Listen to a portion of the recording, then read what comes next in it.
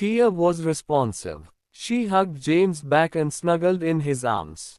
James' thoughts were running at 1,000 kilometers per hour. He tossed them away and started to kiss her. Ah! Thea gasped in shock as she pushed him away. James licked his lips as he smiled satisfactorily. He wanted to have his way with his beautiful wife, but after giving it some thought, he decided to wait until after their wedding day. It'd be better if everything was settled by then. It's nothing. Good night. James grinned like a schoolboy in love. A kiss was enough for him for now. He closed his eyes as he wrapped his arms around Thea.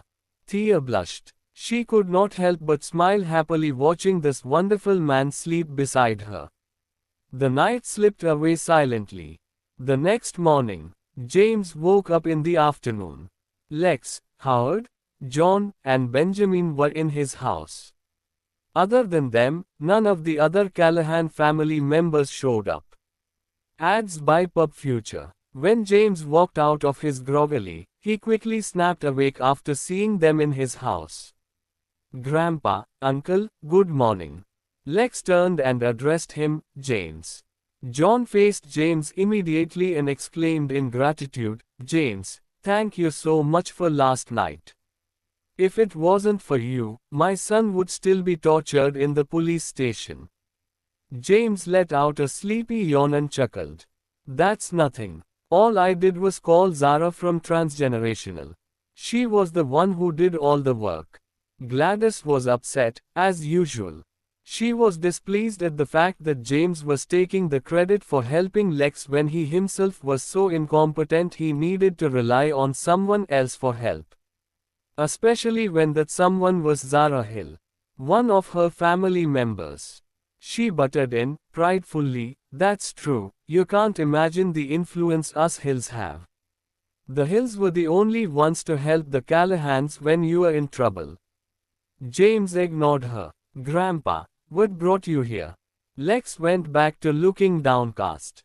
I thought about it yesterday. I don't think this is going to work. Hence, I came here today to ask for your help. We don't need to regain our wealth, we just want to survive and live peacefully. That was the end of Lex's dream. All he wanted was for the Callahans to establish themselves as an upper-class family. In what seemed like the blink of an eye, all his efforts over the years had been reduced to almost nothing. Lex was done having any more aspirations. Now, he just wished for his family to have a roof over their heads, stable jobs, and comfortable life. Right now, Lex seemed like a tiger who had lost his fangs. The pride he had in his glory days was all gone. Feel free to discuss your options. James later turned to Thea. Darling, I'm off to work now. Call me if you need anything. Okay, Thea nodded. James just needed to give himself an excuse to leave the house. He left for Common Clinic to see May, who had changed her name. On his way, he called Jake. Yes, boss. Jake was a shrewd man, he quickly complied with James' orders. You're the genius doctor, Dr. Fallon. With your connections, you must know some important folks in the medical world. Do you know if there is a Dr. King in Seoul? Oh right, his nickname is Miracle Working Dr. Kingal. Have you heard of the guy? Jay hesitated for a second before he answered. That guy is not a Seoul citizen, he is from Goryeo. He is a famous medical savant in his country, and his medical skills are deserving of the reputation they have. 5 years ago, I met him when I was heading to Goryeo, and I had a small conversation with him. Although he came from Goryeo, he had a very profound understanding of Solene medicine. Jay continued, in Goryeo, medicine is called Goryeo medicine. Goryeo medicine used to be a branch of Solene medicine, but according to him, it was Solene medicine that was based off Goryeo medicine, and Goryeo medicine was medicine in its truest form. Jay quickly gave a brief summary of the man James was interested in. I want all of this guy's information, James demanded in an uncompromising tone. This might be difficult, boss. My network still hasn't spread to other countries yet. Find a way. Report back before tonight. James hung up. The first thing he did after he woke up was head to the city. He drove to the city, found a busy noodle restaurant, and ordered a bowl of mutton noodles. This restaurant was doing well, the tables were all fully seated. James managed to snag the only empty table, so he sat there and waited for his order. Just then, a dark-haired woman in a long, black dress and a pair of sunglasses on her face arrived. She looked around for a seat, but only James's table had another unoccupied seat. She exchanged polite smiles with James before she sat down in front of him. A waiter passed them by, and she ordered, 1 mutton noodles, large, extra mutton, and noodles, please. James did not pay attention to the person in front of him. He was occupied with a game on his mobile phone. Cynthia Dawn looked around curiously after she placed her order. Finally, her eyes settled on James, and she asked him seriously, "What game are you playing, sir?" James looked up from her phone at her. He said, "Am I that old?" "I'm 27. Cynthia pulled a face at him. 27 is old. James studied her. Although she was sitting, he guessed her height must be around 170 centimeters.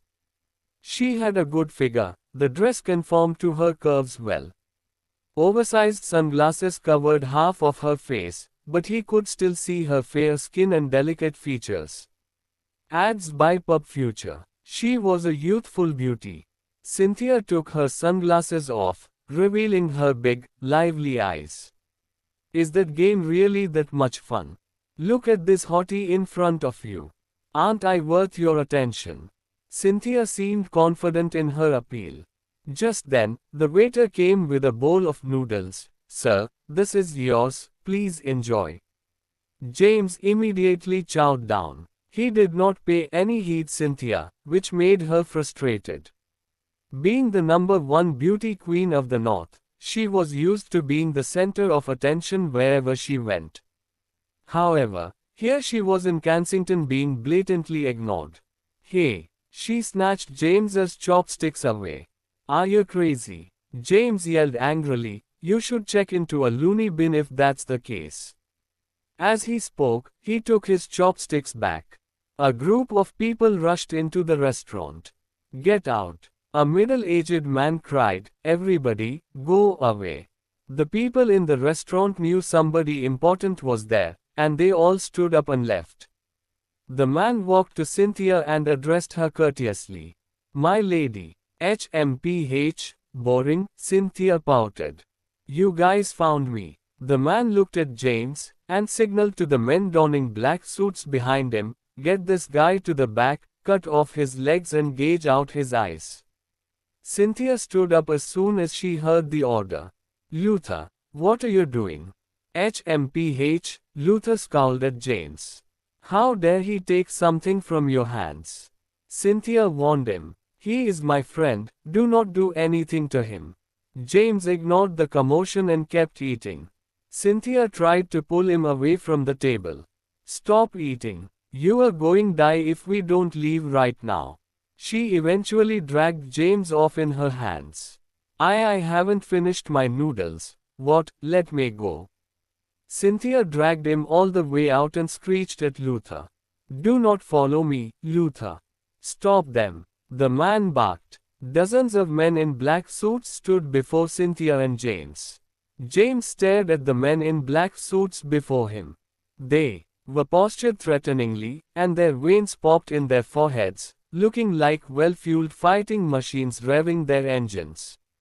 This piqued his interest. Who on earth was this girl, and why was she surrounded by so many bodyguards?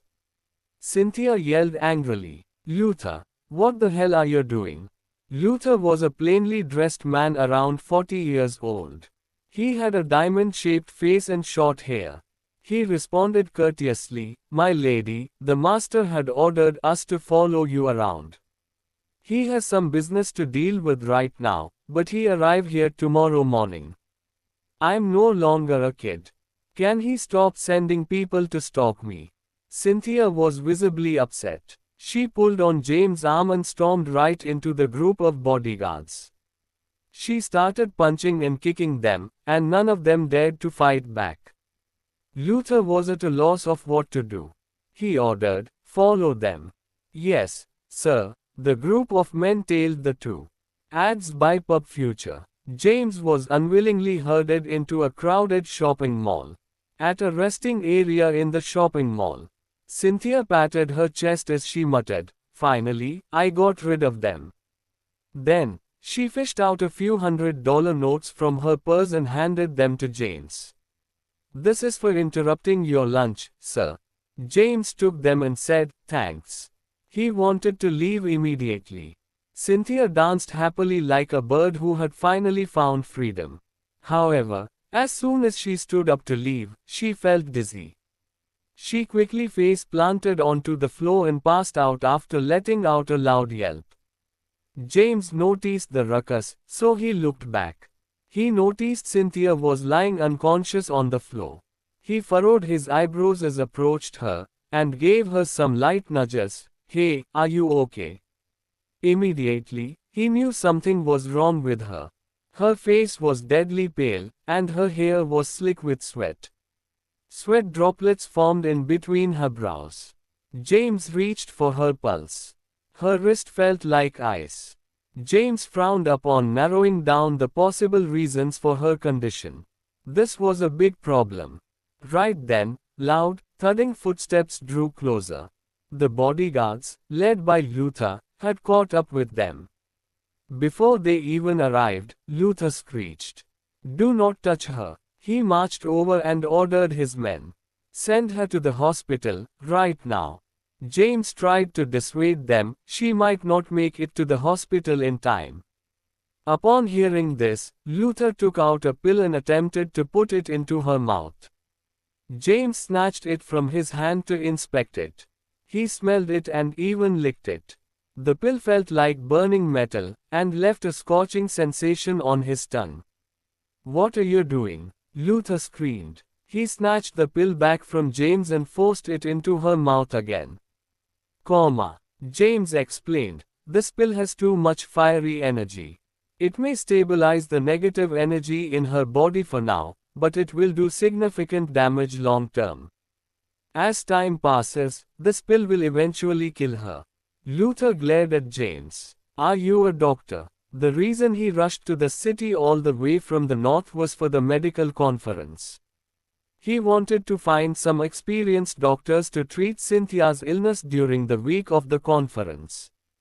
"Yes, let me try something," James told the bodyguards. "Form a circle and face outwards." They looked at Luther. Luther brought Cynthia to Kensington all for the sake of getting medical intervention.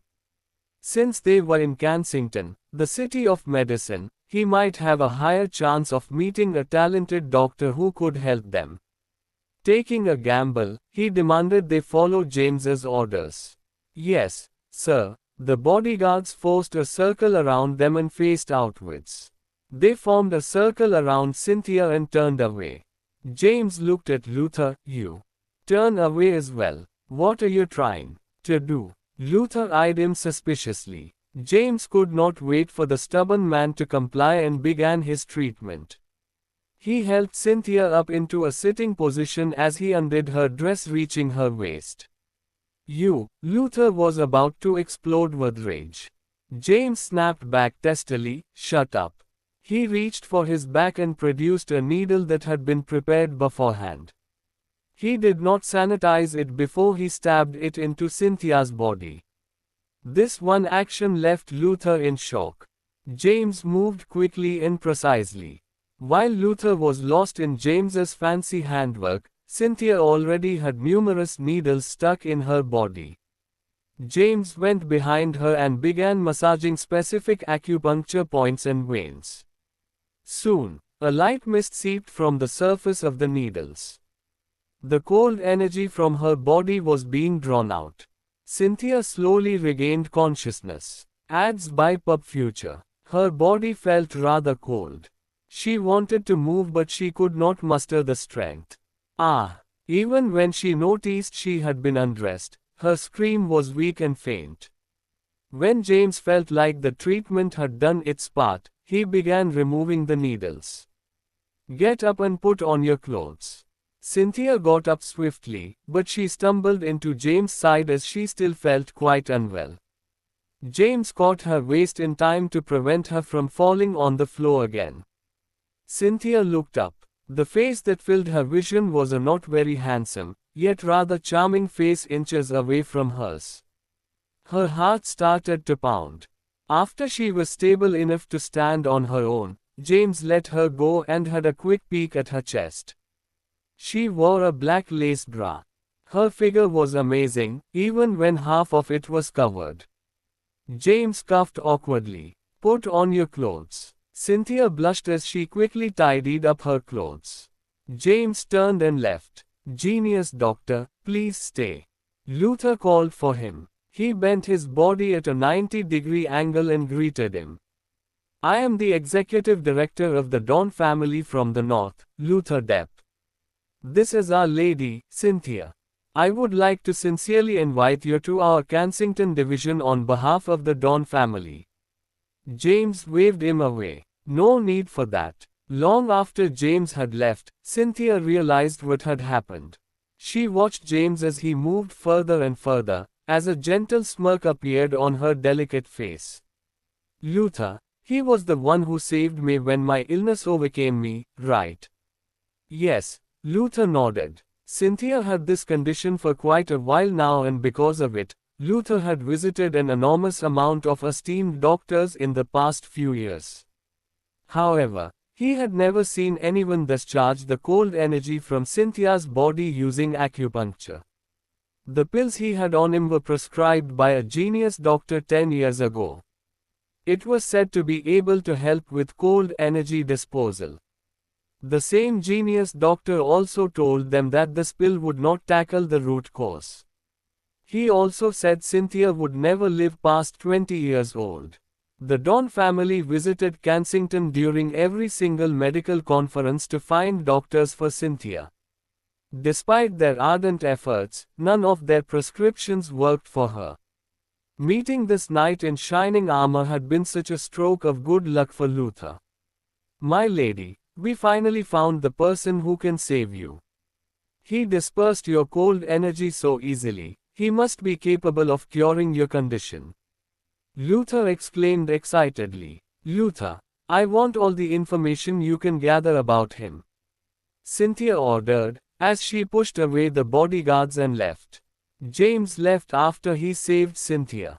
Normally, he was not someone who will save a stranger. He just thought Cynthia had no malicious intent towards him, that's why he helped her. When Cynthia dragged him away from Luther, who threatened to cut off his legs, he knew she was a good person. With that, James set off to another restaurant. Kensington, Medical Street. Stefan brought Coulson to see several experienced doctors.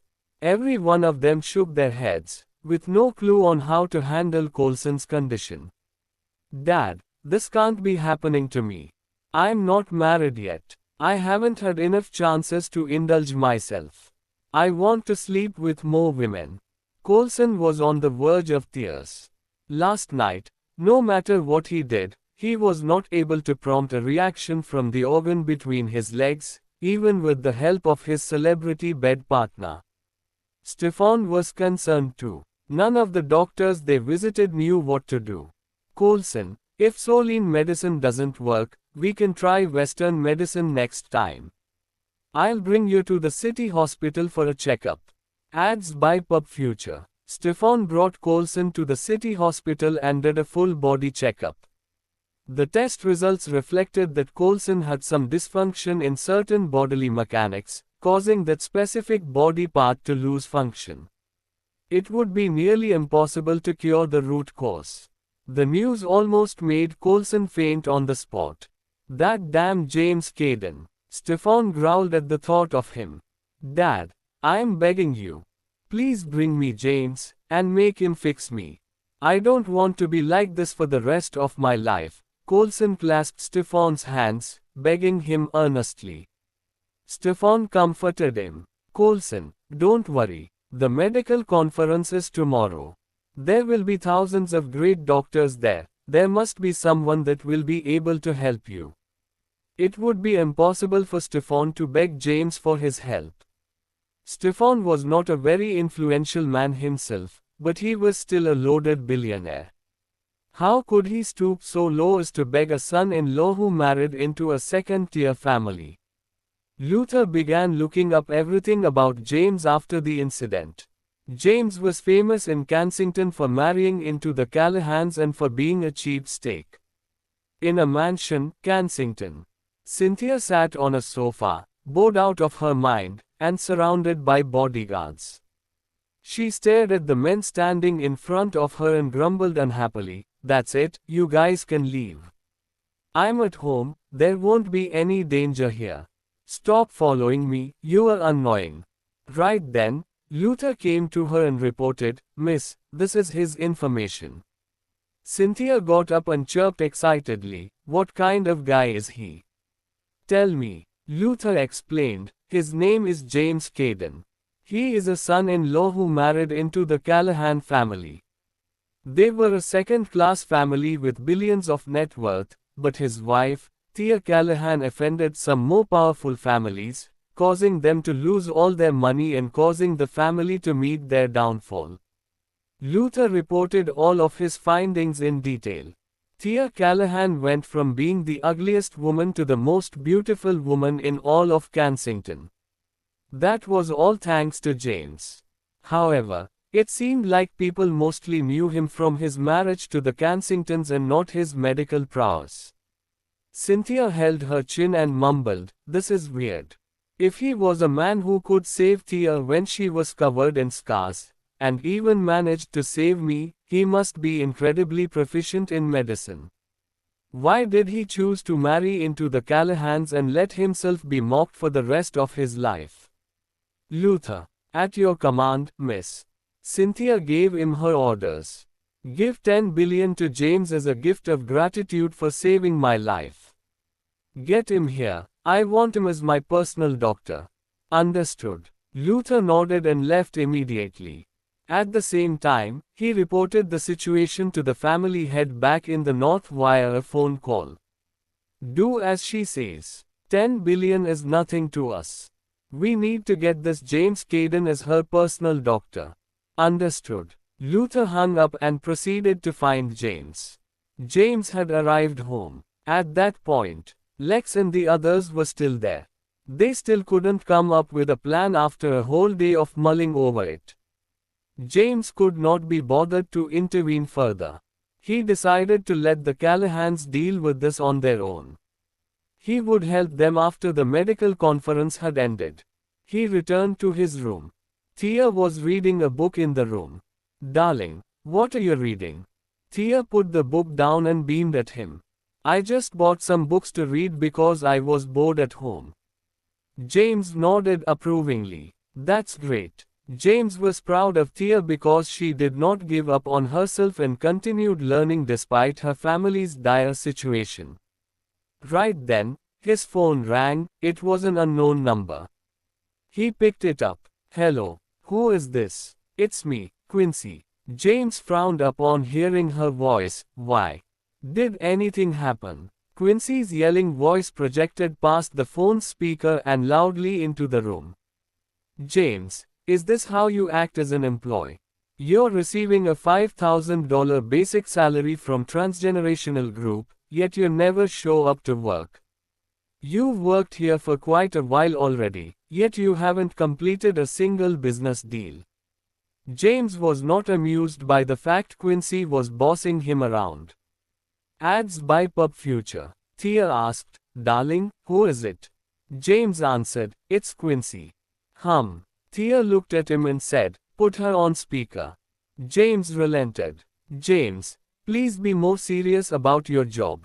5,000 is an exorbitant sum for a basic salary. We can't have a salesman like you slack off like this. Get to the office now. If I don't see you in 30 minutes, you can pack your stuff and leave."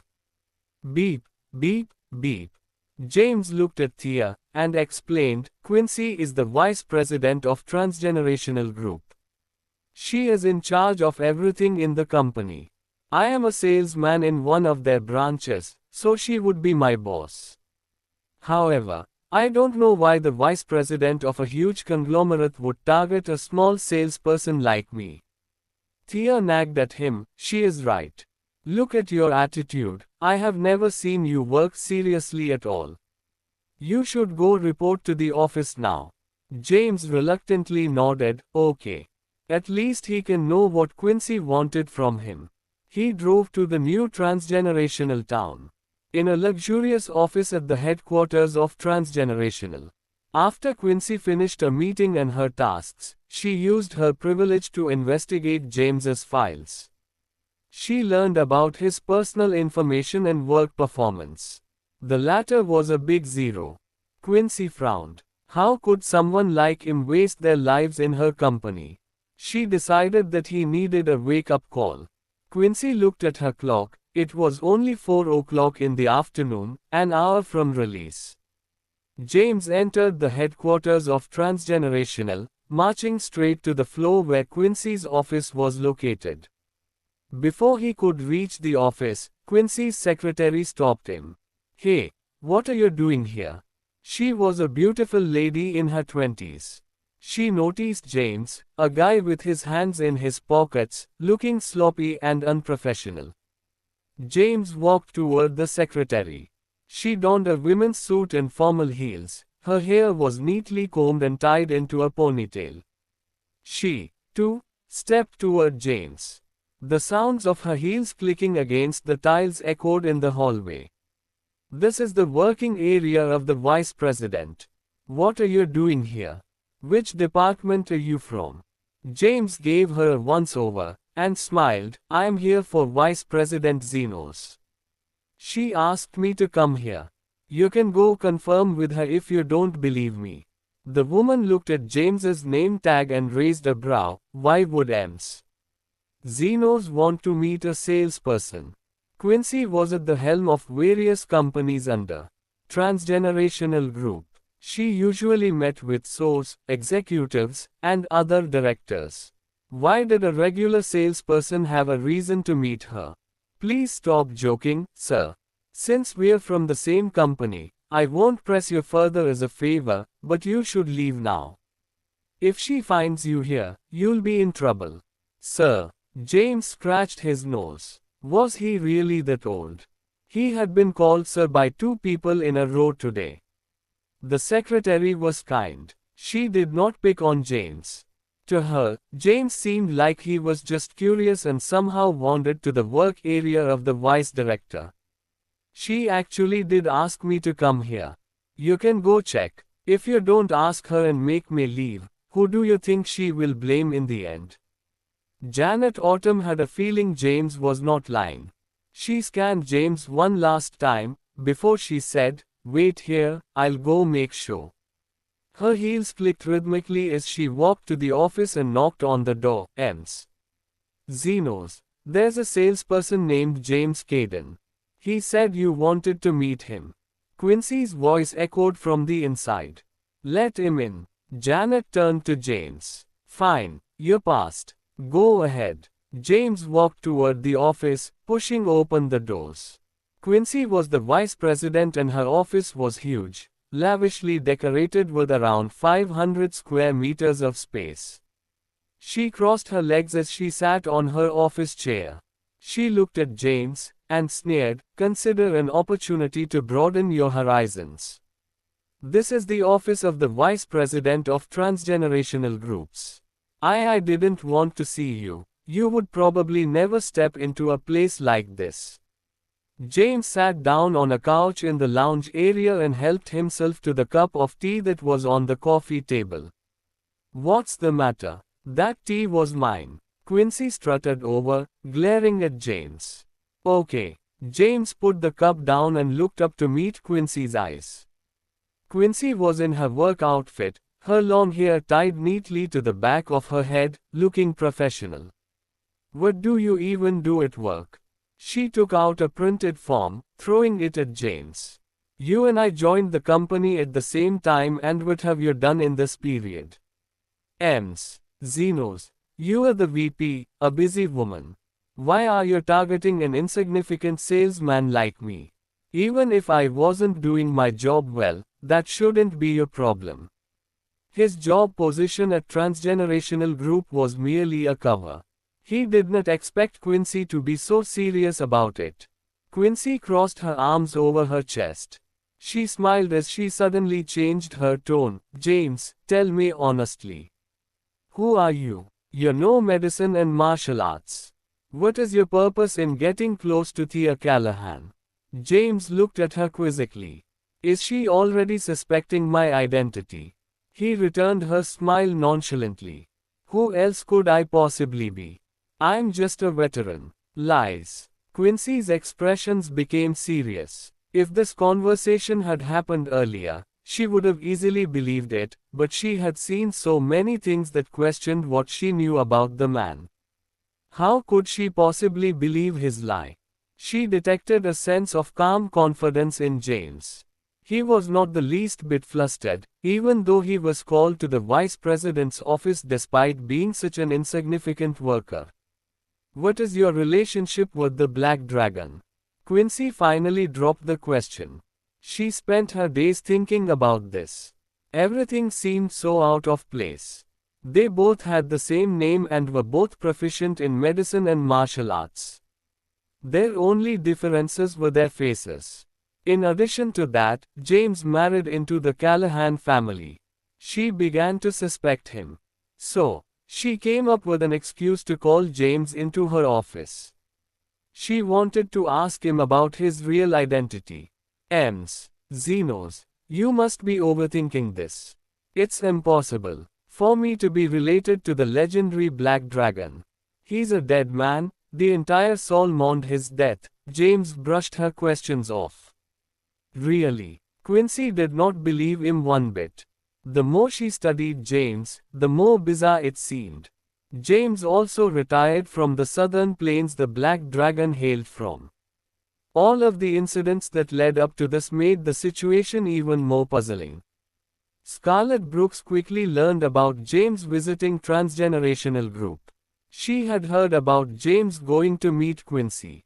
She promptly left her office and walked toward Quincy's.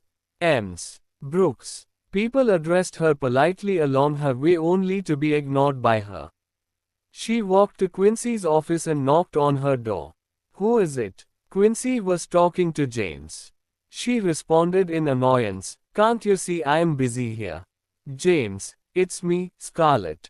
They could hear Scarlett's voice from outside, loud and clear. James grimaced. Why is Scarlett here? Quincy was initially taken aback. After she exchanged looks with James on the couch, she walked to the door and welcomed her in herself. Ems. President, welcome. I wonder what brought you here. Scarlett stepped into her office and stopped right in front of James. James, why didn't you tell me you're visiting the company? I could have welcomed you myself. Well, Quincy was dumbfounded. What on earth is this? Why is the president of Transgenerational Group addressing James so affectionately? Ads by Pub Future. Who really is this guy? Scarlett turned to Quincy, who was still in shock, and said coldly, Ems. Zenos, you are a dedicated worker indeed.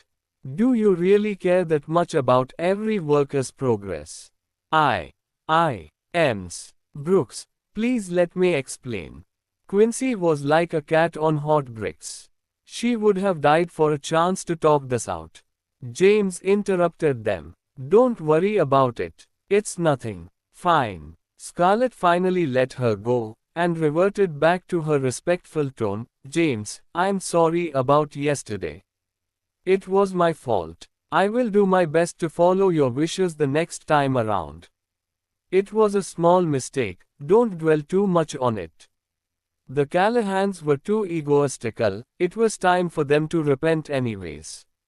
Understood. Scarlett dared not to say anything more. A million thoughts raced through Quincy's mind. She really could not make heads or tails of this guy. Oh right, James spoke, what are the companies that launched their campaigns against transgenerational group? Scarlett glared at Quincy, and hissed at her, what are you waiting for? Report are the company's status to James right now. Quincy was beyond terrified and puzzled simultaneously. Since the president had asked her personally, she had to provide a reply. She quickly answered, there are a few companies that have been targeting us recently. They are Infinite Commerce, the Five Provinces Alliance, and some other enterprises. Our company has been losing money every day. The funding left in the company account is running low.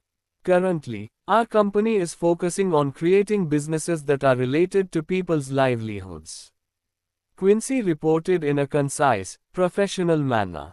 James took it all in. It was all unfolding as he had expected.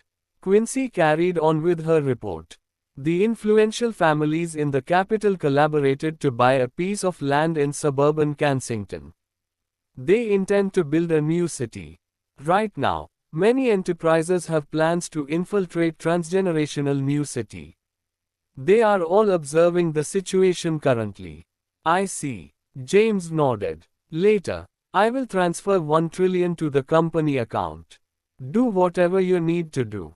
We're not aiming to profit for the time being. I want to build a true business enterprise. Oh, 1 trillion. Both Scarlett and Quincy were stunned. James smirked and turned to Quincy smugly. If you fail to utilize this 1 trillion effectively, you should prepare for your early retirement. Quincy nodded affirmatively. Yes, understood. Scarlett said respectively, James, I won't bother you any further. I'll go back to my work. James waved his hand dismissively, go, then. Only after Scarlett had left, Quincy responded sharply to James, why you were the hidden boss behind transgenerational group all along. Scarlett was just a puppet that follows your orders. Who the hell are you? She stared at James with all her might, hoping that it would finally reveal some clue as to his true identity. James scratched his nose casually. Why are you looking at me like that? Who the hell are you? Quincy questioned him again. What happened just now completely changed what she had thought of James. No one would have imagined a man who was willing to marry into the Callahan family was the hidden boss behind transgenerational group. A man who was capable of buying the company in the first place and giving out such a sum of money to start a business empire on a whim. How rich was this man? Quincy could not even begin to imagine. James simply smiled and answered. I am just James, the guy who married into the Callahan family, Thea Callahan's husband. No, Quincy resisted, you are the Black Dragon, you're that James Caden. James corrected her like he was speaking to a petulant child. Again, Black Dragon is dead. Are we going to talk about anything else? If not, I need to leave now. James prepared to walk out. Hold on, Quincy yelled. James looked at her, smiling mischievously. Are you still going to ask about my work? Or are you going to fire me? Ads by Pub Future. He was right. Quincy did not have the confidence to say anything more. I'll work hard and not let you down. That was the only response she could form for James. Now she knew why she applied for the department manager's job position but became the vice president instead. This was possible only because of James. She would have never been able to be the vice president if James had no say in it. It was all funny if you really sat down and talked about it. She thought this great man was a loser all along. It was the first time she had so wrongly misjudged a person. James gave a dismissive nod and left. Quincy watched him until he left the office. She sank lifelessly into the couch. She had an incomprehensible expression on her face. No one could tell what she had on her mind. What kind of person is he? Quincy could not figure him out. He married into the Callahan family, But he also bought the transgenerational New City and was the one behind the large conglomerate all along. She began to suspect James after the trip to Dragon Fountain Villa. She thought James was connected to Black Dragon. Now, she guessed he was not the Black Dragon, but someone else who was just as incredible. Nevertheless, she just could not make heads or tails of the situation. He is truly out of the ordinary, Quincy muttered to herself. As soon as James walked out of the building, a Rolls-Royce pulled up. A middle-aged man stepped down from the car and marched toward James quickly. Mr. Caden, he spoke. It was Luther. James asked upon recognizing him. What's the matter? Luther handed him a check, saying, "This is a check of $10 billion. Please consider it as a token of gratitude for saving Miss Dawn, and the fee to hire you as her personal doctor." 10 billion. James was slightly caught off guard. There were not many who could easily give out $10 billion in this country. Cynthia must have an unusual background to be able to use 10 billion just to thank him. However, he had no need for money. Money, to him, was just a number. I don't want it. James remained unfazed. It was her luck that she ran into me that day. James went away after refusing the check. Luther frowned. He thought 10 billion was enough money to tempt a normal citizen.